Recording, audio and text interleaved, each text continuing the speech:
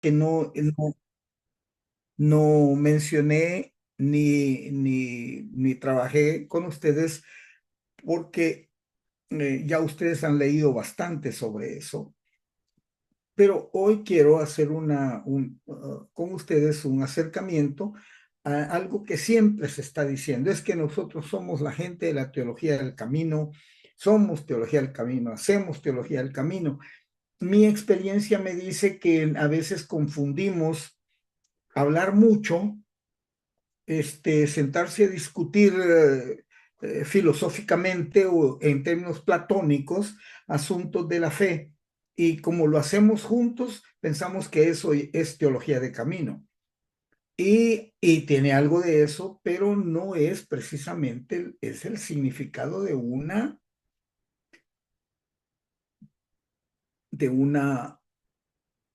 teología de camino. Así que vamos a mirar este tema hoy. Cualquiera que me quiera interrumpir es bienvenido en el momento que guste. Cuando hablamos de teología hay bastantes descripciones. Yo les doy una síntesis aquí. La teología es la reflexión sistemática, crítica y creyente sobre Dios, su revelación y su relación con el mundo, con el fin de alimentar la fe y orientar la vida cristiana. Si notan ustedes, aquí al usar el término sistemática, estamos hablando de la teología clásica. La teología clásica se percibe de esa manera. Esta es una definición más o menos filosófica pastoral, más que teología pura. Entonces, lo que vamos a mirar no es una teología que se sistematiza, sino una teología que se desarrolla en un proceso permanente y solo entonces se sistematiza. Y para eso lo hacen los que escriben, porque nosotros no tenemos la costumbre de escribir nuestro peregrinaje. Si cada iglesia local fuera más coordenada, incluyendo la mía, podríamos tener una teología de camino de cada iglesia local. Y eso sería genial, pero no lo hacemos, no hacemos recuento de nuestras adversidades y hacer la teología que nos indique qué aprendimos en él. Porque para empezar, cuando nos peleamos, mejor nos vamos. No pensamos, bueno, esta es mi comunidad de fe, voy a luchar aquí hasta que logremos tener un entendimiento en común, o por lo menos acercamiento en común. Es el arte de hacer camino en la teología, es permanecer e insistir en los procesos de aprendizaje, diálogo y experimentación. Entonces, a partir de ahí,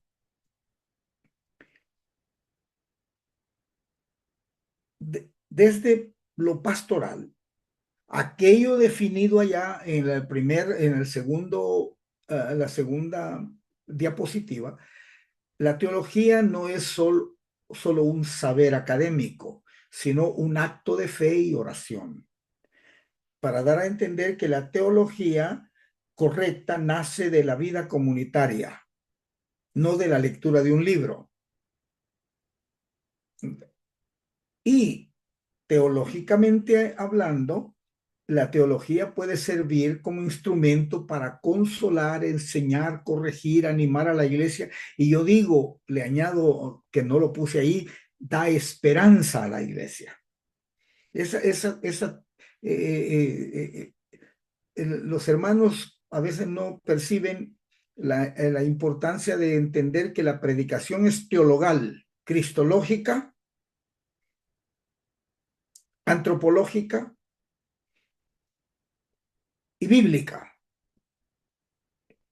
La teología debe ser siempre contextual, que dialoga con la cultura y la historia, escucha y sopesa la realidad de lo humano, ayuda a discernir qué significa seguir a Cristo hoy. Ahora, vayamos a donde quiero que comencemos nuestras conversaciones. La teología de camino. Quiero que noten los elementos ahí que yo he resaltado. Primero, se enfatiza el proceso. Vamos a decir, se mezcla con la experiencia vivida y se bate en el batidor del discernimiento comunitario y demanda un compromiso transformador de los que juntos caminan en esta disciplina de saber. Es una teología que camina, no está estática, no se sienta. Lo opuesto a teología de camino es teología de balcón, cuando el teólogo observa la vida sin involucrarse, como viendo un teatro o como viendo por la ventana de su casa. La teología de camino es caminar, pero no es un caminar del pensador, es un caminar comunitario con los hermanos y las hermanas. Por eso les digo que si cada iglesia escribiera su teología sería fantástico, porque hay muchas cosas teológicamente válidas que suceden en cada comunidad de fe. Esta teología camina con el pueblo entre lo cotidiano, entre los márgenes de la vida. Acuérdense del libro que han leído o por lo menos capítulos que han leído de Juan Driver hablando desde la fe, desde la periferia. Entonces, el caminar con la gente que necesita prójimos, si seguimos el ejemplo del buen samaritano, el necesitado no está dentro del templo, pero los que están dentro del templo hacen su reflexión de vida y de fe en el ámbito de la realidad de los marginados y de las luchas reales de la vida. Hay un elemento aquí que ustedes deben y que debemos tomar en cuenta, que cada miembro de la iglesia es un aporte a una teología de camino, porque cada persona vive una realidad que le habla a su fe y la fe le habla a esa realidad. Esos hermanos son los que nos traen los testimonios el domingo, nos cuentan sus vivencias, nos hacen ver cosas. Nosotros no le damos mucha importancia a eso, pero esa es la teología. Por ejemplo, cuando me recuerdo que yo fui pastor en San Pedro Sula, en Honduras, en el 50 años atrás. Y esa iglesia comenzaba. Entonces, andábamos por las comunidades y todo. Y un día me invitó un grupo de hombres para hablar, si yo tenía alguna palabra de consolación para ellos. Y nos sentamos en un lugar en La Lima, una ciudad, un pueblo bananero. El gran dilema que tenían es que les habían quitado el trabajo. Ya no tenían trabajo. Y querían oír alguna palabra desde la fe.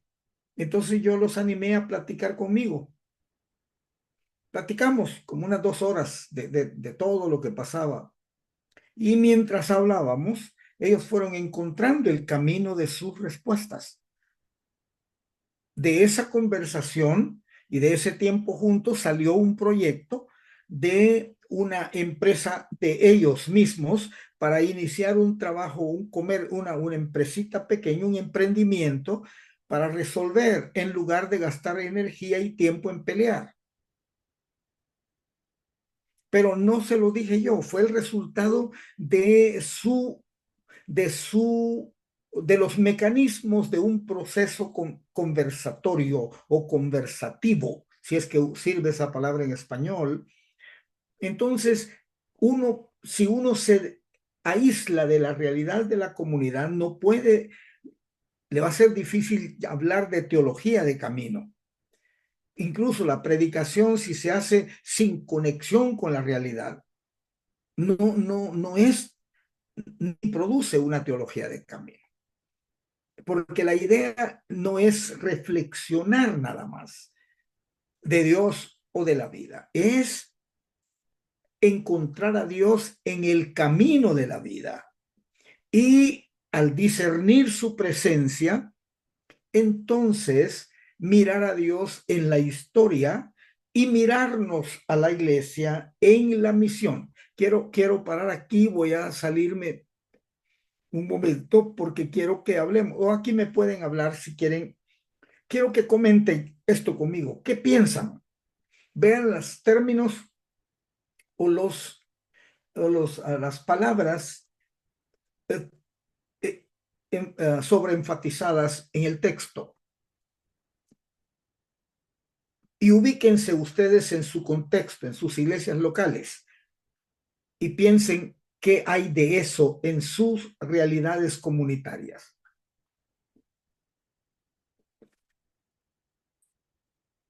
¡Ánimo!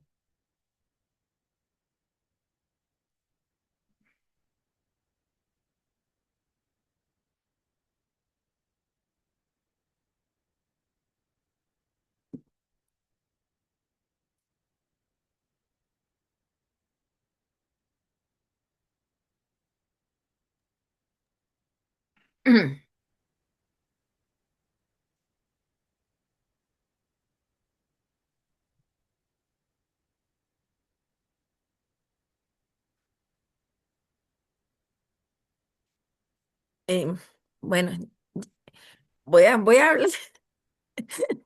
En el caso de nosotros, por ejemplo, hablando de la teología del camino y de eso de escucharnos, las experiencias vividas, el discernimiento comunitario, hemos tomado en ese sentido, lo que hacemos es que llegamos antes a la iglesia, a veces hasta 2 horas antes del culto, y nos sentamos a compartir y a conversar entre todos, y después de la reunión tomamos café todos juntos.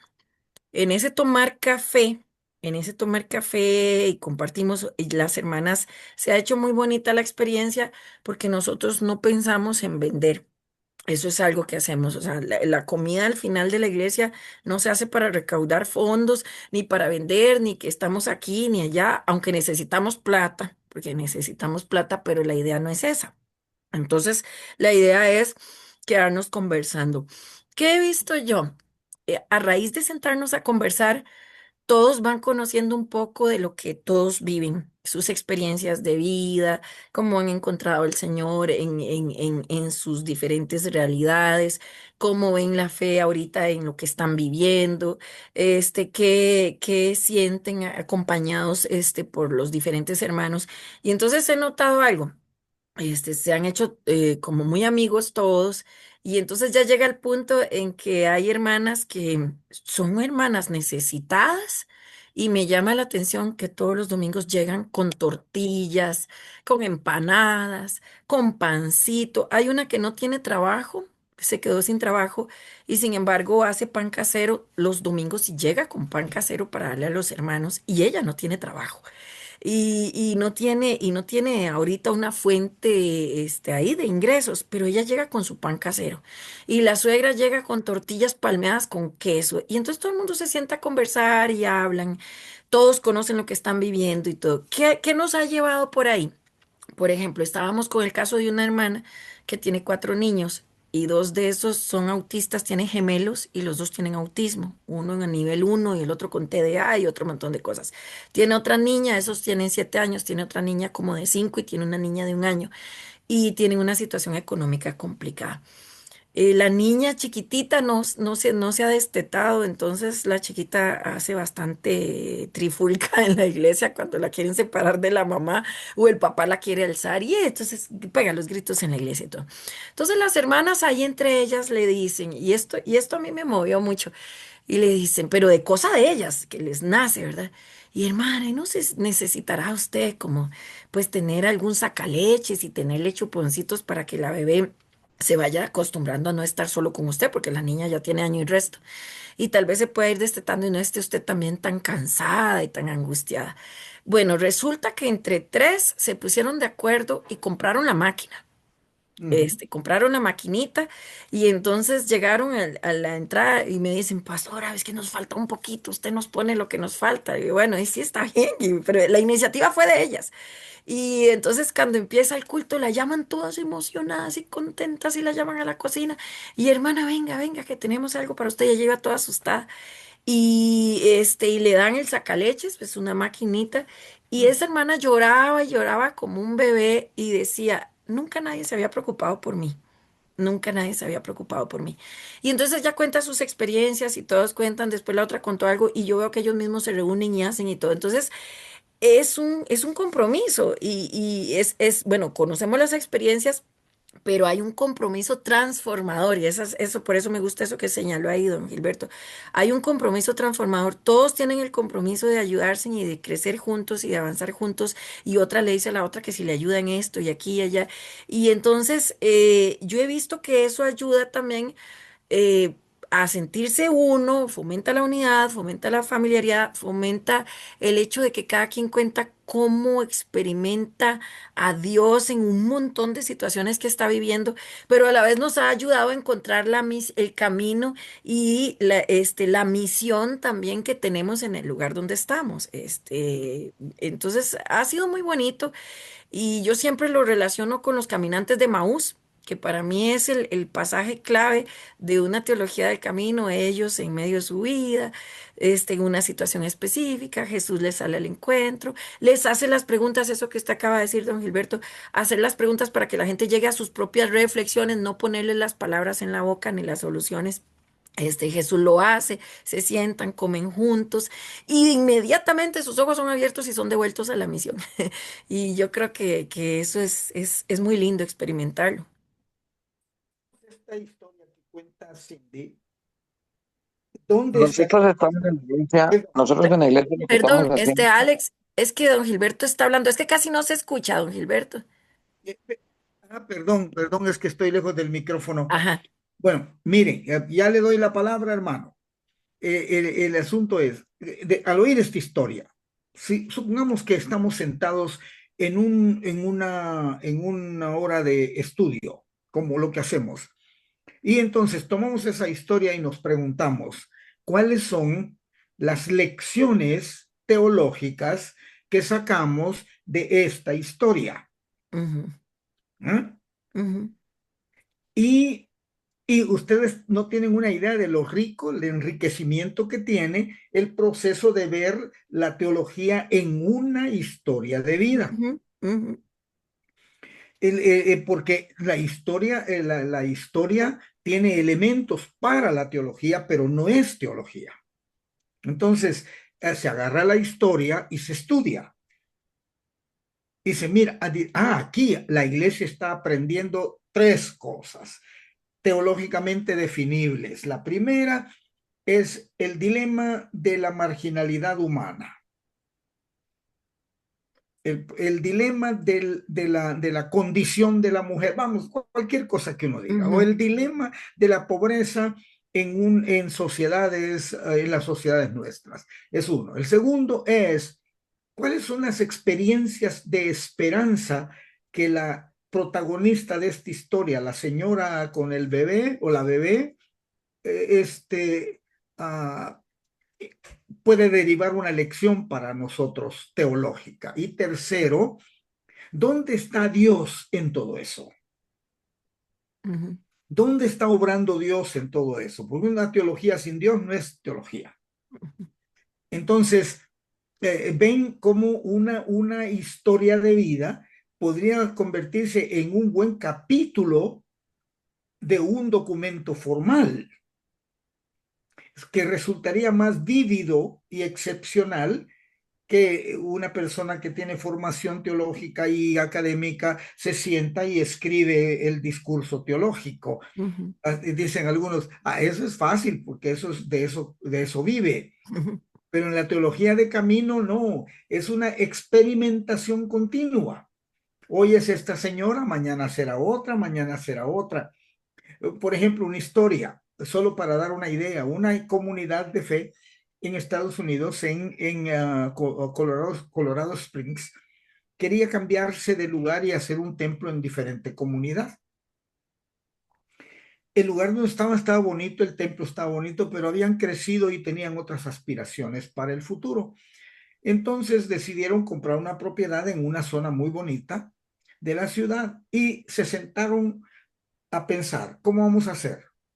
Entonces llegaron al primer acuerdo, vamos todos a ir a esa comunidad donde queremos construir y nos vamos a dividir y caminar por toda la comunidad sin hablar con nadie y nos vamos a sentar a reflexionar sobre el lugar. Segundo paso, vamos a hablar con la comunidad, contarles lo que queremos hacer y todo. Tercero, después de hacer eso, vamos a preguntar a la comunidad. Y entonces invitaron a mucha gente de la comunidad a venir a un lugar y les preguntaron. La pregunta fue muy sencilla. ¿Qué les parece a ustedes que una iglesia menonita venga y se establezca en medio de su comunidad? La comunidad era abierta, no eran miembros de la iglesia. Y se armó una conversación excelente entre comunidad e iglesia local. Y llegaron a dos conclusiones. Si queremos la iglesia, está bien que venga una iglesia a esta área, nos encanta. Ahora, ¿cuál es el proyecto que involucra desde su comunidad a nuestra comunidad? Los hermanos no habían pensado en eso. Así que cuando tuvieron que rehacer el plano y decidieron hacer tres cosas aparte del templo, del santuario. Una biblioteca para la comunidad, un jardín o parque de de un acre de tamaño en un lugar extremo de la propiedad y un día para que la comunidad que quisiera negociar asuntos propios de la comunidad pudiera venir y usar un salón específico para eso. Fue impresionante, los periódicos sacaron la noticia que una iglesia le había No se consultado a la escucha, se comunidad. detuvo. Entonces, ¿qué lecciones teológicas hay ahí? Hermano Alex, ¿fue o hermano Manuel el que quería hablar? Sí, éramos nosotros, hermano. Es que Bueno, por favor. esto, a mí me ha gustado mucho la teología del camino. De hecho, fue lo primero que aprendí, el primer curso que tomé en Semilla, y ahí fue donde decidí cambiar toda mi forma de hacer esto y hacerme discípulo de Cristo con esta perspectiva, porque uno puede decir, no diga esto, diga discípulo de Cristo, pero tú hablas con Pentecostal, tú hablas con ese, todos son discípulos de Cristo, pero el asunto es de verdad ser radicales desde el sentido de lo que Jesús enseña. Nosotros lo hacemos, bueno, hacemos una sopa de albóndigas y todas cocinan y todas ahí las hermanas y los hermanos ayudamos y después comemos la sopa de albóndigas y pastor, hablemos de algo. Entonces un día con las muchachas ahí, con las mujeres, y pusimos, y vamos a hablar de las mujeres malas de la Biblia. Vamos a agarrar la primera, ¿verdad? Que supuestamente son malas, ¿verdad? Pero vamos a ver qué tan malas son. Y entonces empezamos a hablar de Dalila, fue la primera que me recuerdo que tomamos y empezamos ahí, para no hacer muy largo el cuento, este, empezamos a hablar de Dalila, que la motivó y de pronto se queda una hermana, pues que yo entiendo, yo entiendo, y fue algo que salió de ella, logró ella sacar cosas que nunca se había atrevido a sacarlas y que las había cargado y un trauma tan terrible que eso la limitaba hasta para servirle a Dios, para hacer cosas, hasta para los demás. Y fue que se identificó ya cuando empezamos a hablar de Dalila, todos ahí a opinar que por qué, que no, pues que yo le entiendo, dice yo, y fue una cosa tan bonita que el último fue, bueno, todos le agradecimos que se hubiera abierto así, oramos, fue un acompañamiento bonito, ella, el decir ese trauma le ayudó, ahora ayuda demasiado, pero, y nos gustó algo que salió en el camino, ¿verdad? Y entonces es importante esto, el discipulado no debe de ser parar un individuo y y después se baje con los marcadores, como decía Irineo, y la pizarra, sino enseñarles a todos que nosotros hasta a veces el chico de 14 años, de 13 años, levanta la mano, sí, claro, y que él vea que todo el mundo le está poniendo cuidado a lo que él está Ujú, diciendo, ujú, porque ujú, sabemos que ya aprendimos que el Espíritu Santo, ¿verdad? Es el que está usando y está revelando a través de todos en la comunidad. Y es muy importante todas las diversas cosas que hay. Lo que hay que hacer es muy bien, comenzar hacia el... muy bien, hermano. ¿Alguien, otro comentario y luego pasamos seguimos? Noches, hermano Gilberto. Buenas noches, hermano. Aquí estoy pensando, ¿verdad? Un poco que se está hablando de la teología del camino, que a veces para nosotros los pastores se nos hace duro ese camino, Ujú, pero sobre todo, ¿verdad? Allí nosotros vamos porque como nos conocen como líderes, como pastores, muchas veces nos hablan, ¿verdad? En momentos que las personas están dando sus últimos suspiros, ujú, personas no cristianos, para que nosotros vayamos a orar para ellos, que vayamos a hablarles sobre el arrepentimiento. Y ujú, son momentos que hay veces es duro para nosotros. Momentos, me ha tocado momentos que ya está muriendo la persona y me llaman porque se quieren casar antes que mueran. ujú, Y para mí realmente el casamiento ya en el momento de la muerte no vale, más es hablarles del arrepentimiento, pero como para complacerlos a ellos, entonces los caso y les hablo del arrepentimiento. Entonces, en los hospitales, ¿verdad? Frente de yo y mi esposa han muerto muchas personas, pastores, esposas de pastores, han muerto así enfrente de nosotros, que son cosas duras cuando uno habla de esta teología del camino, ¿verdad? Entonces, sí, yo me doy cuenta que usted dijo como Jesús andaba, no, él andaba entre las iglesias, él andaba afuera haciendo abriendo el nuevo camino de esperanza.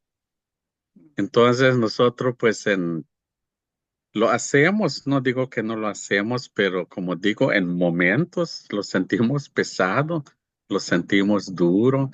En este Belice se cree que cuando la persona ya va a morir, tiene que ir alguien a orar para entregarlo a Dios o no sé a quién.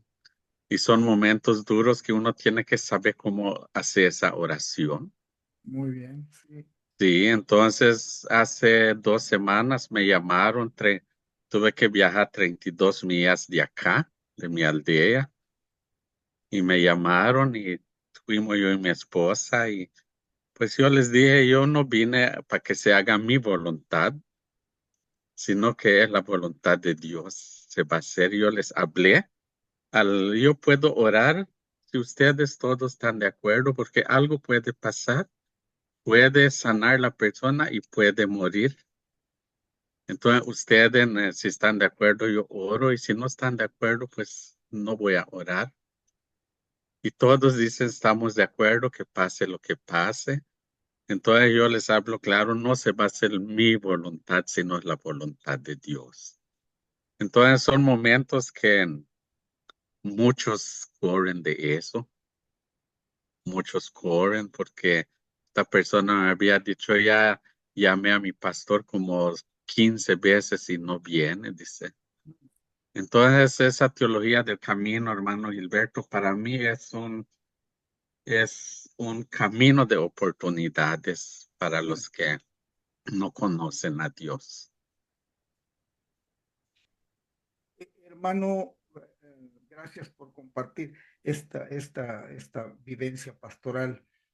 Cuando yo digo que, digamos, discípulos de Cristo, no es para quitar la palabra anabautista, porque todos, las confesiones cristianas, todas, si no nos miramos como discípulos del Señor, andamos perdidos. Que lo practiquemos bien es otra cosa, pero cada iglesia, de acuerdo a su confesión de fe, a sus énfasis doctrinales o teológicos o bíblicos, percibe el discipulado de diferentes maneras. Los anabautistas le añadimos el término radical, un discipulado, una vida discipular radical, que va más allá de simplemente una confesión religiosa. Va en el ámbito de seguir, imitar y obedecer a Jesús. Seguir, practicar sus enseñanzas y vivir una ética del reino de Dios en relación con la comunidad y la sociedad, que tenga que ver con paz, justicia, no violencia y una actitud y una acción permanente de índole redentor, es decir, que ayuda en la transformación de la comunidad y de las personas. Es parte de nuestra radicalidad. Muy bien. Otro. Miremos esto. Hay características de una teología de camino. Aquí hay 6 cosas que menciono. Una es la parte contextual. Una teología de camino no se aparta de la realidad concreta de las personas, particularmente de los pobres, o sea, de los menos favorecidos. En la teología anabautista se le dio mucha importancia a la ayuda a los que no tienen. Las comunidades en los tiempos de la Edad Media, las comunidades eran casi todas marginales. Los únicos que tenían dinero eran los dueños del Estado, que eran príncipes o duques o condes o gobernantes o políticos o el clero, el alto clero de la iglesia. En Guatemala, por ejemplo, el alto clero, el catolicismo apostólico romano aquí era dueño del 80% del territorio guatemalteco. Tierras que eran originalmente de los indígenas y campesinos, por ejemplo. Entonces, los que había el analfabetismo en esas comunidades era altísimo. De hecho, incluso sacerdotes no sabían leer ni escribir.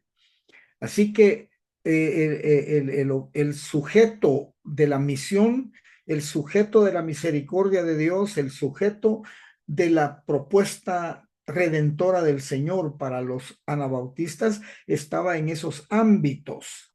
Por eso muchos de los reformadores anabautistas eran personas sin ninguna formación académica, aunque otros lo eran. Entonces es contextual porque se refiere, se hace vida, se hace realidad y se puede sistematizar a partir de la realidad concreta de las personas. Es dinámica, no es estática, no está hecha. Se puede ir rehaciendo en cada paso. Es comunitaria, porque se construye en el diálogo unos con otros. Por eso les digo, las iglesias locales nuestras no hacemos teología o no aprovechamos la teología del testimonio. Cuando los hermanos se paran a testificar, hacen unas conexiones tan vitales entre vida real y su fe, que ahí hay una teología del camino que estamos perdiendo. Luego, es profética y transformadora, porque no solo explica la realidad, sino que la denuncia y la transforma. Esa es la gran pregunta que hacemos cuando es el Estado, cuando el que comete pecados estructurales. ¿Cómo hacemos? ¿Cómo lo manejamos? Es encarnada porque no se hace fuera de la imagen encarnada de Jesucristo en la comunidad en su tiempo como un ser humano que caminó con las personas. La teología que generó con sus discípulos en medio de todas las realidades y contradicciones del mundo de su tiempo es un modelo a seguir. Es bíblica porque lee la realidad y la interpreta a la luz de su conocimiento de la Biblia. Este es otro elemento aquí. ¿Quieren comentarlo o para poder terminar continuamos? ¿Qué dicen?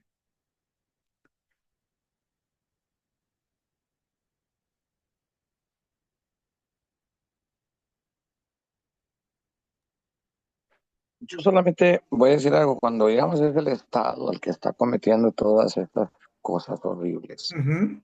Creo que Jesucristo vino en una de las situaciones más duras para un ser humano. Eran esclavos.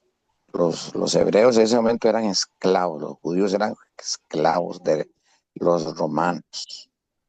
Y yo veo a un Jesús que no violó una sola ley, ninguna. Él solamente, inclusive, su comportamiento fue tan,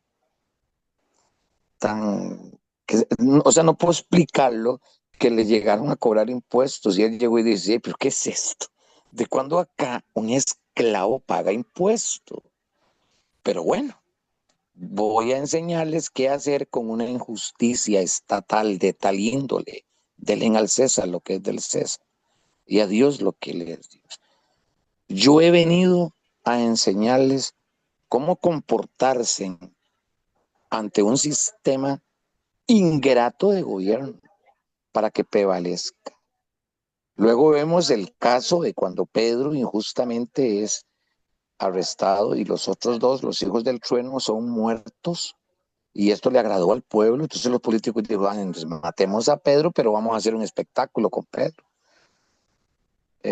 Una vez porque me llegaron a decir que si yo iba a apoyar algunos movimientos ahí en contra de un gobierno que supuestamente no les gustaba cómo eran ahí en Costa Rica, yo llegué y les dije, es que yo no veo la iglesia primitiva tirándose a la calle con un montón de empacatas haciendo un bullón.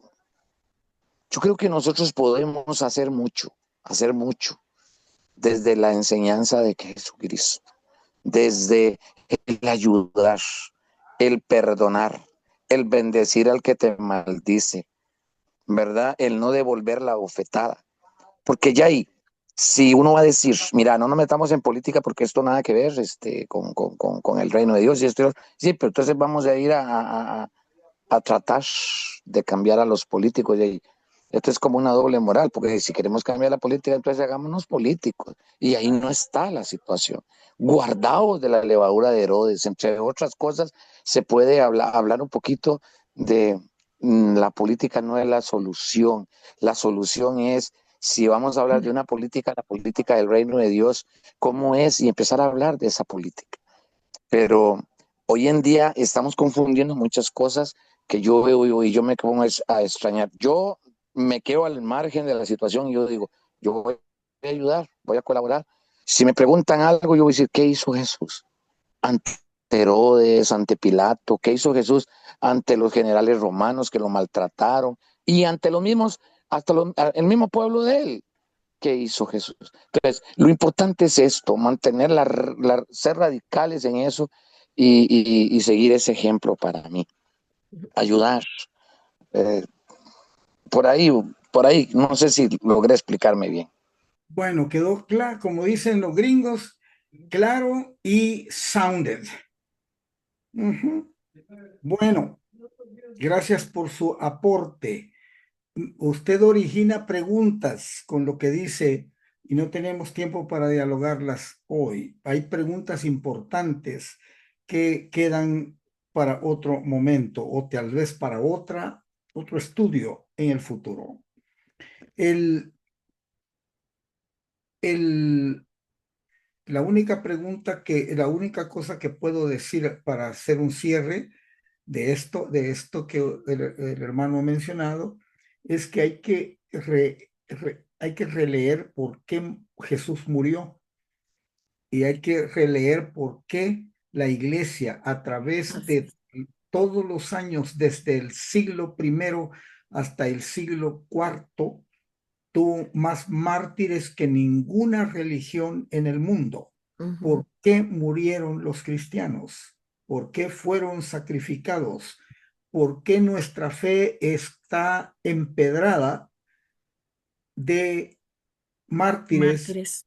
y está bañada en el Exacto. color de la sangre de los fieles. Ujú. Eso hay que recordar.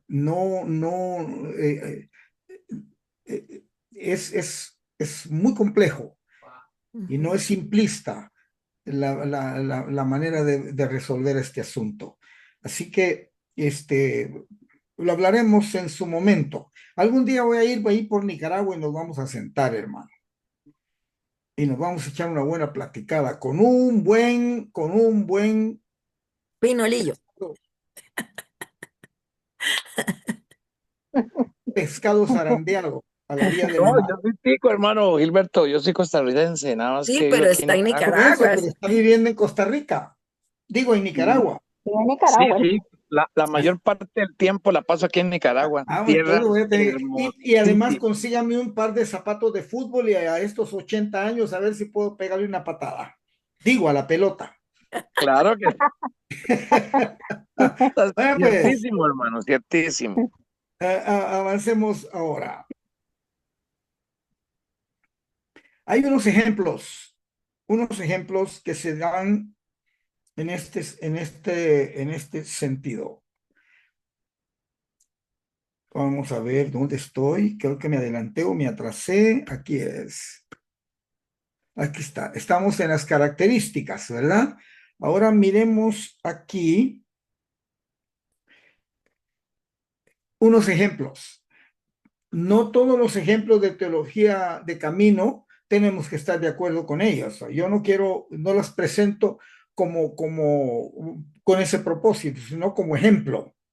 Ejemplo, una fue la teología de la liberación en América Latina.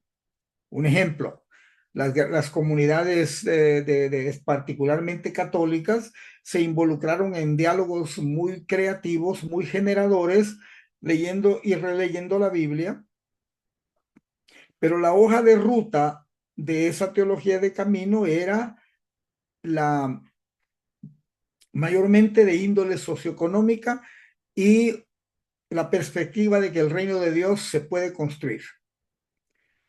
Aquí puse que se puede construir, perdonen ese grave error de... Ah, ahí lo corregiré después. El otro ejemplo que tenemos aquí es la teología anabautista del siglo XVI, que es realmente aparte de la historia de Jesús con sus discípulos, esta es una de las manifestaciones de teología de camino más cercanas a la propuesta jesuciana presentada a sus discípulos. La hoja de ruta de esta es una ética escatológica y énfasis en el ideal de la comunidad mesiánica. La comunidad cristiana local es un signo del reino de Dios, comunidad mesiánica.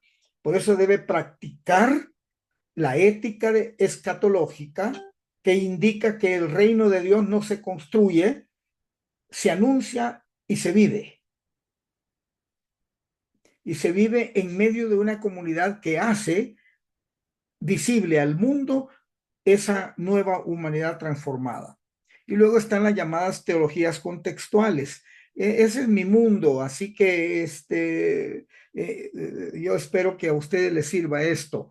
Las teologías contextuales en el momento son la teología feminista, la teología indígena, la teología negra en Estados Unidos, la teología del migrante, que hacen teología desde sus propios momentos y realidades. Y están también la teología africana, que fue muy impactante en los años 80, y la hoja de todas estas teologías de camino contextuales, la hoja de ruta es reivindicativa, pidiendo reivindicación. Aquí nos encontramos con 3 diferentes hojas de ruta, o sea, el protocolo de por qué tenemos esta teología. Y luego tenemos el modelo. Aquí hay 3 elementos relacionados con Jesús. El primero tiene que ver con Jesús que camina con los discípulos, con la gente. Aquí no puse todo, aquí pongo camino con los discípulos, como ya sabemos. Llamó a la gente a seguirlo en el camino. Por medio de él se revela la fe, Dios, la verdad de Jesús, la verdad de la buena noticia del reino de Dios, se revela en el camino, no en un templo. Y él mismo se hace llamar a sí mismo, yo soy el camino. Jesús hizo cosas ilegales en el tiempo que vivió. Jesús no fue legal. Jesús fue un ilegal, fue un delincuente, porque Jesús abrazó, tocó, convivió con las mujeres. Eso era digno de apedreamiento, era ilegal. Jesús hizo trabajo sanando enfermos en sábado. Eso era ilegal. Jesús Conversó. invitó a sus discípulos a entender que solo había un Señor, Eso era y ilegal. ese era desleal al Estado. Jesús no fue leal al Estado, fue desleal al Estado. Jesús fue muerto por criminal. Lo juzgaron y lo mataron los enemigos de la propuesta del reino de Dios. Jesús hizo todo lo posible por demostrarles que Se ellos. está cortando mucho, se está cortando mucho. Bueno, hermano Manuel, es a usted porque se escucha lo más bien, debe ser su internet. entonces, Bueno. Jesús, al caminar con los discípulos, les hizo quitarse el miedo de hacer cosas que la ley prohibía. Porque la propuesta de Jesús era que las leyes que estaban establecidas en el contexto de donde se movía no eran la ley divina verdadera dada a Moisés, eran 166 requisitos montados por rabinos, escribas, para poner al pueblo de rodilla y manipularlo religiosamente, para condenar de antemano la realidad de la libertad del ser humano para vivir. Así que Jesús muere como delincuente. Eso hay que tomarlo en cuenta. Y los discípulos caminaron con él esa ruta de vida. Fue una experiencia traumática. Conclusión: la teología de camino es una teología peregrina, humilde, dialogante y esperanzadora. Invita a reconocer a Dios en medio de la vida, a caminar con otros con fe y a permitir que el Espíritu Santo guíe el pensamiento teológico desde la experiencia y hacia la transformación. Nosotros los anabautistas somos doblemente optimistas. Creemos que mientras el ser humano viva, por eso no se debe condenar a muerte a nadie, tiene la oportunidad de encontrarse con el camino de la redención. Amén. Bueno, ahí termino el tema de la unidad 3. Amén. Espero que haya sido rico, enriquecedor. Amén, sí, así es. Gracias. Sí, hermano, muchas gracias. Dios me lo bendiga mucho. Bueno, Don Gilberto, mande. una consulta, es que me quedé con una historia pegadita aquí que se la quiero compartir Usted despéguela ahora mismo. para el hermano Irineo, hablando de los cambios. Ahora que estaba allá en Nicaragua, contaba un pastor de una iglesia, contando la historia, me imagino que algunos de allá la deben de conocer, de la iglesia que siempre tuvo la batería en el mismo lugar, y entonces se veía muy fea en la esquina donde estaba la batería. Y entonces llega un pastor nuevo y dice, a mí no me gusta cómo se ve la batería ahí, pero de buenas a primeras, él recién entrando y al domingo siguiente agarra la batería y la pasa totalmente al otro extremo del púlpito. Cuando la iglesia, cuando los hermanos llegan y se reúnen para el culto y toda la comunidad de la fe ve la batería del otro lado, comienzan a enojarse y a decirles que qué barbaridad, que él quitó una tradición, que la batería siempre se usaba así, asá y no sé qué. Entonces fue tan complicado que el pastor no pudo con eso y la iglesia no se lo perdonó y se tuvo que ir. Cuando viene el pastor nuevo, él le dice, ¿y por qué se fue el pastor? Ah, entonces el pastor dice, no me gusta cómo se ve esa batería ahí, dice el pastor nuevo, porque otra vez volvieron la batería a la esquina.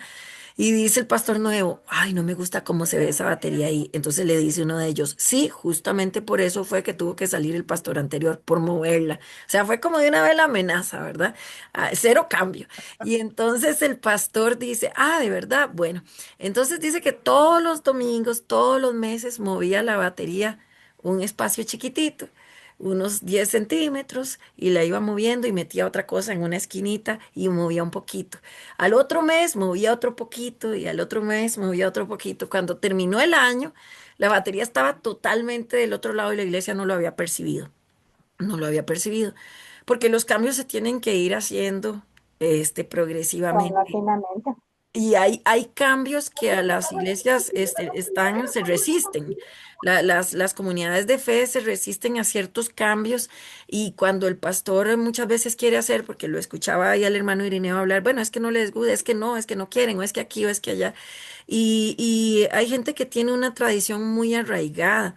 Y yo creo que cuando queremos hacer un cambio así muy, muy fuerte, es complicado y la gente va a hablar, ¿verdad? Pero hay que empezar poquito a poco. Si tal vez no son muy amigos del diálogo, una vez, un culto por ahí, una reunión por ahí, la hacen diferente, el resto la siguen haciendo igual.